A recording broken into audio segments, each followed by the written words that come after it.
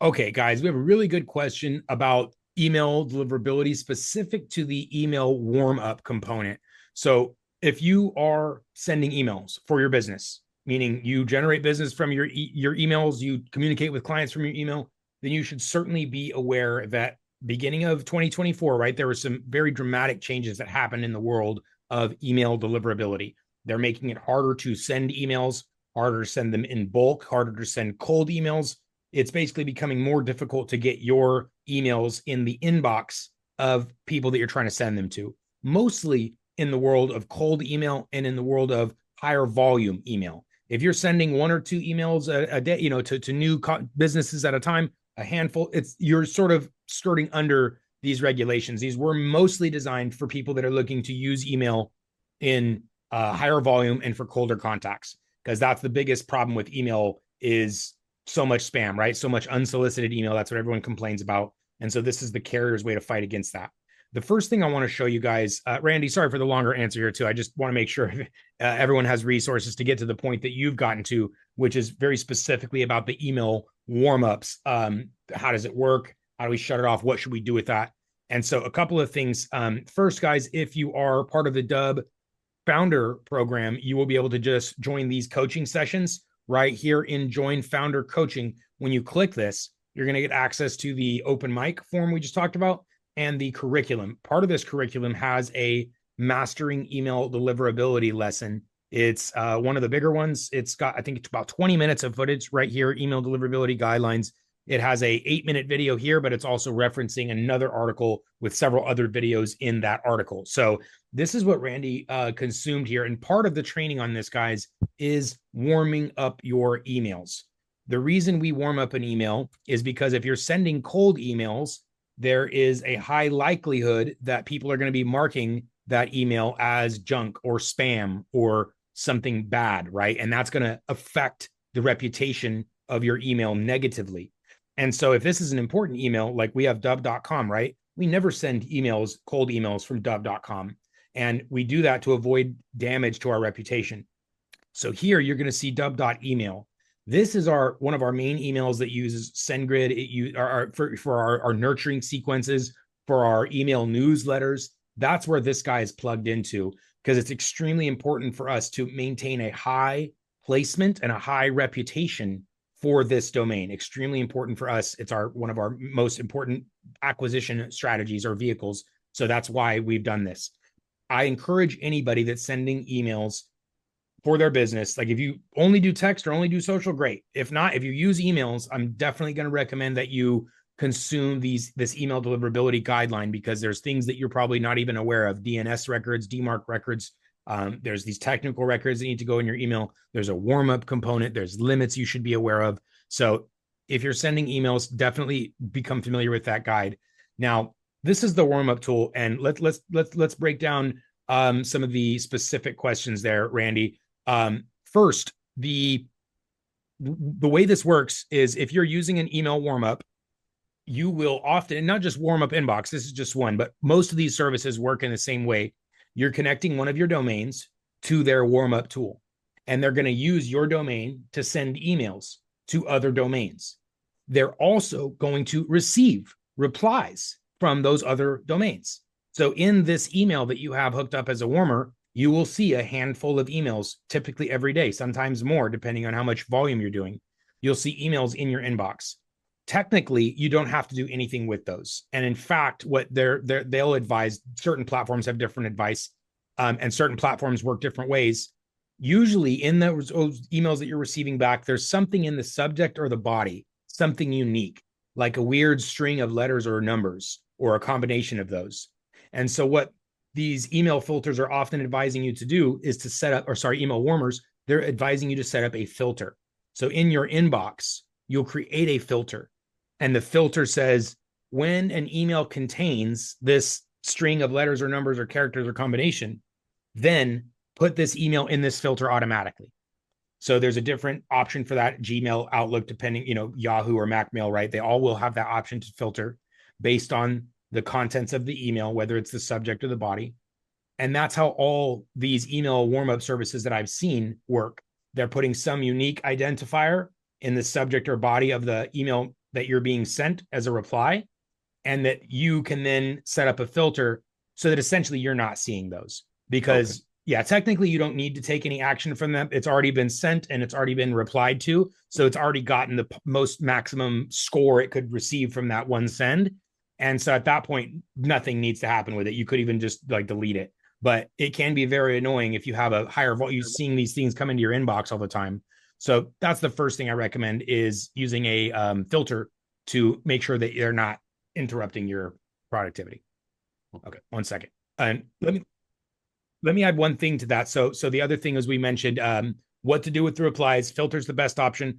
I mentioned this in the longer training, but just in case you're watching this recording, I want to talk about volume with the warm up tool, because you can, the rules say, again, there's no like printed law on this, right? It's more like anecdotal information, but they're saying about 50 emails a day is the upper limit of what you want to send to cold contacts. And instead of using your domain to send all 50 cold, you'll need to do a split, right? So maybe 20 on the warmer and 30 going to truly cold contacts, because those 20 contacts, those are kind of cold, right? They're going to be sent to whatever other random emails are in their warm up pool. So that's recommended, is the split like 60-40, right? 60% to your cold contacts and 40% to your warm up. So if you scale this, right, if you end up sending more total, not per domain, but total, like if you're sending 5,000 emails, right, you're going to send 3,000 via cold, 2,000 warmed up, or something like that. I just want to make sure that we're balancing the amount we're warming versus the amount we're sending cold, so that your reputation maintains a good reputation. So, okay, Okay. I resume. So you actually got a great question here, which is, how do we actually segment those people? Like, how do we say 20 goes to a warmer and then 30 goes to cold? So the 20, that's actually set up in your warm up inbox tool.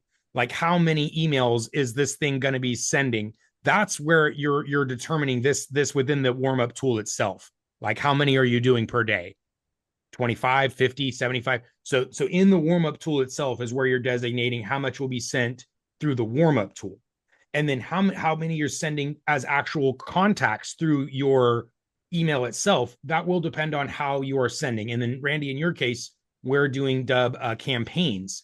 So in that case, you would tag your contacts in sections of 30, right? So you would import a list of 30 folks and add a tag that's group one, and then add another 30 in group two. Unfortunately, that would be it's a little bit tedious, right? If you have tens of thousands of contacts, it can be pretty tedious to break them up into that segment of 30 apiece. There is a way you can do that in here, but it's within Dubb, but it's not for a perfect 30 again. I would say that the importing is probably the easiest way. You could even do it all at one sheet. Like, you could take one sheet that has all 10,000 and then take 30 of them and put a tag in that column, and then go to your next 30 and a different tag in that column, and the next 30. That would actually be the easiest way. You could probably even ask AI like ChatGPT to do this, right? You take a CSV file of all your contacts, go into chat and say, add, there's a column named tag, add tag 1 to the first 30 contacts, tag 2 to the next 30, and so on and so forth, and tag all of my contacts in group of 30s with different tags. And it will do that. It will go and give you a CSV file with tags in a column. So you can either do that manually in one file, AI, and we could do it on your behalf. And then when you add those contacts to Dubb, the tags are already there, so that all you're doing is grabbing a campaign, grabbing the cohort of 30 folks, and sending it out. That would be I'd say probably with AI is the fastest method, right? You just grab your list and say add tags to every 30 contacts, different tag, pop the list in, then you have everyone grouped into groups of 30. That's how I'd recommend doing that. And that's with if you have the one domain sending the 50. So that one domain, 20 is on the warmer, and you're sending batches of 30 at a time. Does that make sense? It does. Can I ask one more Yeah, question? of course. who are the contacts? I have my list, Yeah, you no, know. they're nobody. You don't know who they are. They're random strangers. They're just Okay. yeah, So they're they're other automatically taking and sending something yeah, out yeah, that's exactly. Yeah, totally you're not different. taking your 20 and your 30. It's you just hook the warmer up there or hook your domain up to the warmer. They Okay. have a pool of email addresses that are part of that warm up tool, and that's who they're going to be sending them to. So you don't have to provide or do anything with that. Yeah. So all the contacts, they're just sending out whatever they're sending out that falls within a category of safe email or Yeah, yeah, because they have because they're going to open 100% of those emails and respond to like 50% of them or something. So okay. that's what make because it's they have access and control over those emails. So that's what ensures they're being sent, they're being delivered. There's no filters, and they're being opened and responded to at some percentage. Yeah. Okay. All right. Thank you. Mhm. Excellent, excellent questions. Okay, and then we have another piece here, which is and I'm glad you brought this up because this is part of the same thing, guys. Part of the email apocalypse that happened last year is Google and Yahoo and stuff. They said if you're sending these types of emails, cold emails, bulk emails, mass emails, you need to put an unsubscribe in your header. And you will still see some people that are very guilty of not doing this, right? You'll see some decent email senders that are doing this, and maybe they just forgot, maybe they don't know. What you will see is all reputable companies that have been around for any number of years. They will all have this there because they're following the rules, right? Let's just quickly peek at my inbox. Here's Wise Agent. They're a great real estate CRM that we're partnered with. You can see the unsubscribe is right in the header. This is encouraged by all the email apocalypse people because if that's not there, guess what they're going to do? They're going to go over here and they're going to click spam or they're going to click junk or report phishing. They're going to do one of these things because this is closer and easier than going all the way down here and trying to find an unsubscribe or respond and say, hey, take me off the right. Both of those things are harder than just clicking spam. Or this is the easiest of all of those, right? It's the least scroll, least clicks. So that's why they said do this. Make it easy for people to get out of your emails so that they're much less likely to mark as spam and junks and stuff like that. So this is a feature that is provided by Dubb natively when you are doing a campaign. And the way that Mm. that's done is when you're creating the campaign. So here we go. I'm in my campaign creation. Um, we're going to select the video and then one click unsubscribe. Actually, you know what? Something is very strange here. There is supposed to be an advanced settings checkbox right here, and I don't see it right now. Let me pause really quick at recording. So the unsubscribe in the header is going to be right here Hmm. when you come back tomorrow. It'll be there for campaigns and automations, and it's automatically in the footer even without checking that box. There's always going to be one in the footer because you need one for can spam compliancy. And when somebody clicks that, the only thing that they're doing is they are unsubscribing from the Dubb CRM specifically. So that contact can still receive emails from your email. Like if you go into your Outlook, they can still, or Gmail or whatever, they can still receive emails from you. They just won't receive the bulk automated marketing text, whatever. They won't receive the campaigns and emails from Dubb. So like here, if I look at this contact, there's this little subscribe switch here. That's what the unsubscribe switch does. Either in the header of the message or in the bottom, it's gonna flip this switch to off. And technically, you can't just come turn this switch back on. You wouldn't want to do that anyways, because then you're violating can spam compliancy. But anyway, yeah, it's specifically here. So technically, if somebody unsubscribes from this, they're not unsubscribing from you or your personal email or any other delivery methods. I could still take their thing and go put it into like a MailChimp or whatever and send it. It's just exclusively unsubscribed from Dubb sending. Okay. Okay. And then the last part here, what is the actual behavior, the end result? What is it when they actually unsubscribe? So besides the internal thing where that little box is checked, they will say you've been unsubscribed, right? They won't receive anymore. And then what you can do is there's actually a campaign and email filter where you can look at the result and then you can filter by unsubscribed. So here's what I mean. If I'm showing this is the result of a campaign, I can come in here and I can filter by unsubscribed. So, and then that way I can know exactly who unsubscribed and I can do something with them. The reason that unsubscribe doesn't automatically remove somebody from your database is because they may have unsubscribed from email, but you may have text messages now, right? And they may not have unsubscribed or said stop there. And the other thing is, just because they've unsubscribed from receiving direct communications from you from Dubb doesn't mean that that contact still isn't valuable in some other way, right? You could maybe still call them or something like that.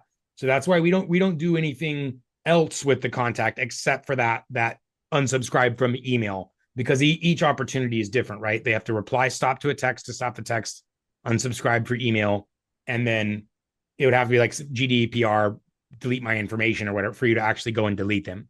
But yeah, so that's why nothing else happens automatically. It doesn't like put them in a bucket or anything. Well, technically they're in that unsubscribed filter, so you can find them and export them and do something with them in bulk if you needed to. Otherwise, it's more of just that activity happened. They still exist. They just won't receive any more emails from you. But you technically don't need to do anything after that point. Like there's no immediate red flag or concern. Well, it sucks they unsubscribed, but you won't be in any risk of damage or anything like that by just doing nothing. Thank you, Darius. Yep. Good.